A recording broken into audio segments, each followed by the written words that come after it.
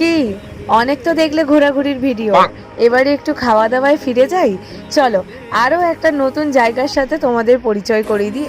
কিন্তু এখানে একটা কথা, আমাকে কিন্তু এখানে ফুললি ইগনোর করো, শুধু এখানে ফোকাস করবে খাওয়ার। আর খাবারের দাম শুনে তোমাদের প্রায় মাথা ঘুরে যাবে এরকম একটা অবস্থা। আমি কত টাকায় কি কি আইটেম খেয়েছি তোমাদের সাথে কিন্তু আস্তে আস্তে সমস্তটাই শেয়ার করব।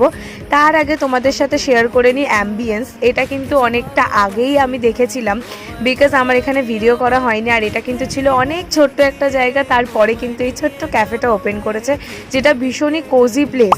তো বলতে বলতেই কিন্তু আমাদের খাবার চলে এসছে। আর এই দেখো, যেখানেই দেখবে সেখানেই কাঠি, তাই লাইফে এগিয়ে কাঠিটাকে বাদ দিয়ে ফেলে দাও। আমি যেমন উপড়ে ফেলে দিলাম। চলে আসি এবার টেস্টের ব্যাপারে। আমার এক্সপ্রেশন দেখে তোমরা বুঝতেই পারবে। আমি ততক্ষণ খাবারটা এনজয় করি আর তোমাদের কিন্তু ততক্ষণ আমি অ্যাড্রেসটা বলি।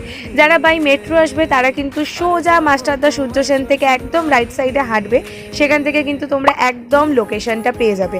আর এই দেখো, দেখেছো আমি যেখানে থাকবো সেখানে গন্ডগোল করবো না, এটা হয়? টুক করে চামচটা কিন্তু আমি ফেলে দিলাম। আর ডিম, এই জিনিসটা আমার এত প্রিয়, আমি তোমাদের বলে বোঝাতে পারবো না। তোমরা বুঝতেই পারছো যে ওটাকে কেট দিতে গিয়ে আমি কি অঘটনটা ঘটালাম। যাই হোক, আবার খাবারে ফিরে আসি। আমি কোথাও যাব আর পাস্তা ট্রাই করবো না সেখানে, সেটা তো হতে পারে না। এই পাস্তাটা আমার খাবার লিস্টের মধ্যে সব থেকে বেস্ট। এর মধ্যে আরও দুটো তিনটে জায়গা আছে, তার মধ্যে কিন্তু এই পাস্তাটাও কিন্তু জায়গা করে নিয়েছে। Just look at my expression. তার সাথে দিয়েছিল একটা গার্লিক ব্রেড।